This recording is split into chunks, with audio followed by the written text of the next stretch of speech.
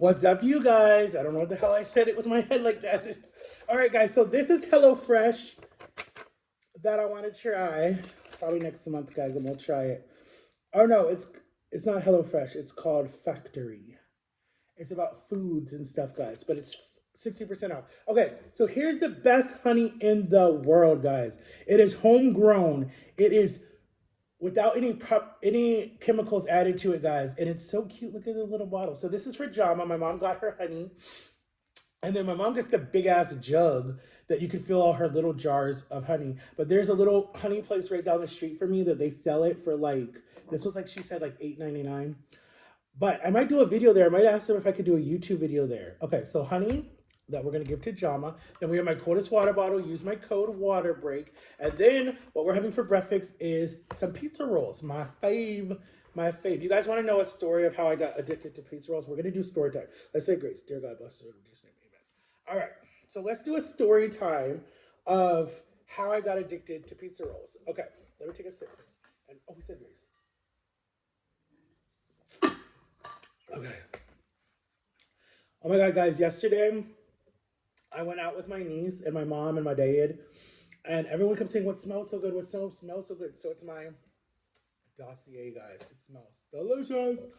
Okay, so the story time is what? Imagine this. I don't want to be that type of storyteller, but anyways, so my brother and me had this best. Okay, so we were homeschooled, right? And there were all these homeschool groups, and this lady, or no, this man knew my mom from church, right? And so the upstairs, the two levels of the upstairs was retirement home, right? And then downstairs was the dentist office for the retirement home. Well, anyways, the dentist office moved out. They didn't need it anymore. My mom talked to the guy. The guy's like, hey, you can have it for a homeschool building or whatever. So she moved in. She was like the principal of the school. She had all these other homeschool mothers come together and she ran the little business and it was super, super awesome. We were always there. So, anyways, one of the families, their names were the Norcowers. Shout out to you, Norcowers. And their mother was super sweet. The dad was our mailman, so we knew him already, and he was like the coolest dad ever. And then he had a son named Nicholas, and he had a daughter named Megan. Megan had Down syndrome, and she had the biggest crush on me. I don't know why, but she had the biggest crush on me. I was like 11 or 9 or 8. I don't even remember how old I was. I was young. She was like already in her teens, right? Or no, she might have been like 12 or 13. But anyways, we became really good friends with their family. My brother Micah came best friends with Nick. So Nick and them were best friends.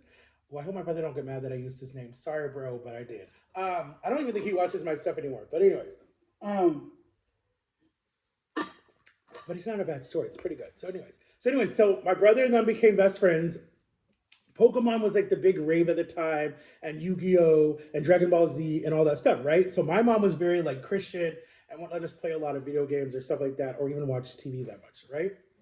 So, but we really didn't miss out because me and my brother played on the farm and we played with our friends and we didn't really care about TV. We were not inside kids, we were outside kids my whole childhood.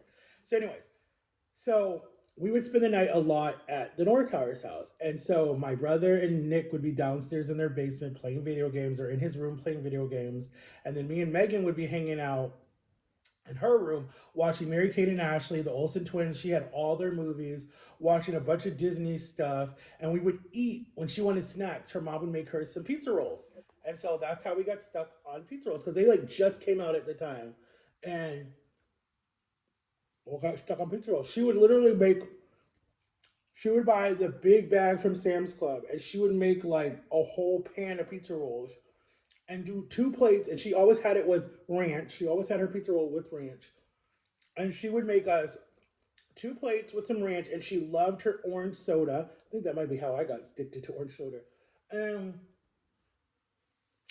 it was always Fanta orange.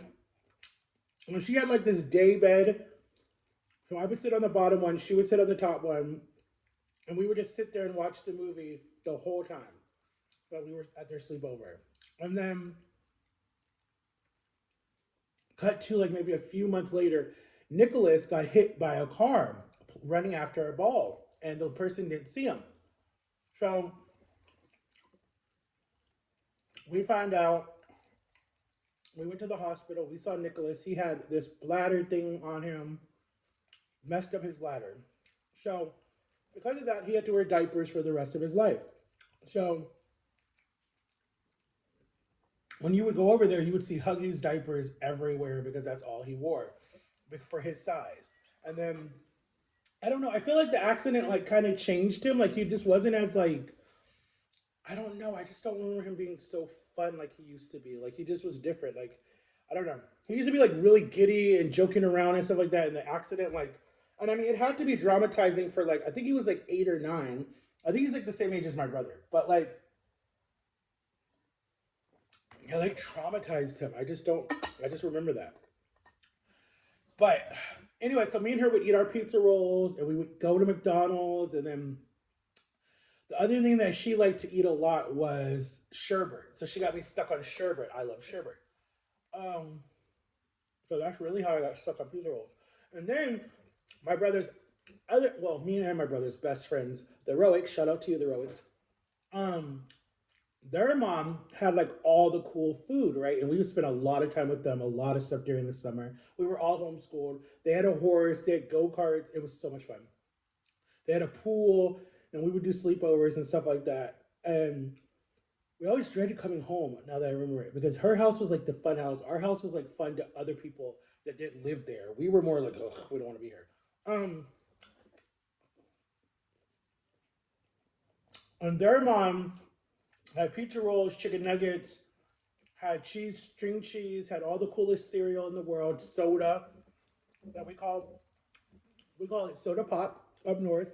My son makes fun of me for that because he's like, "Why do you say pop and ketchup like that?" It says it like that. I'm from up north. That's why I talk the way I talk. Um, and then and then we would watch Seven Heaven. Me and her. Shout out to you, Hannah.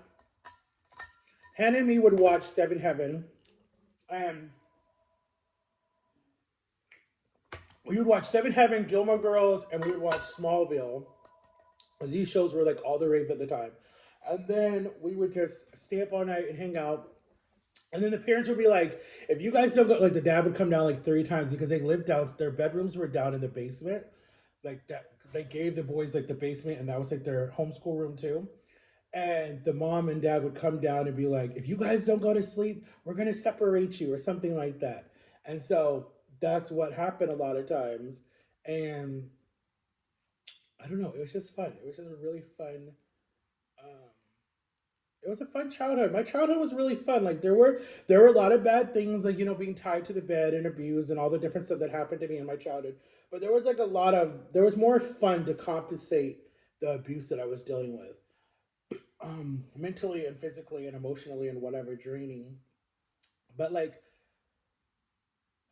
I don't know, for whatever reason, like I have different epiphanies. Like, oh, this is why I got stuck on this. This is why I'm this way. Some people might think that I'm slow, retarded, whatever you want to call me, weak. But people don't understand when you have so much mental, emotional damage to you, your body gets to a place where it's like, and the doctors have proved this. You don't chronologically, or however you say the word, you're not a full adult, basically. Your brain is still like at a 14, 15, 16 level, depending on how much trauma you've had in your life. I've had a lot of trauma in my life. It has nothing to do with having a disability. It just has to deal with like the physical body, I'm older, but like the mind, it has different moments where it's like sometimes it wants to work, sometimes it doesn't. Sometimes you might not understand something, sometimes you might. But when people want to doubt you and criticize you and call you names, it starts to be like, dude, why am I doing so much for you? Why am I even around you? Like, you're like, wait a minute, I don't need this crap right now.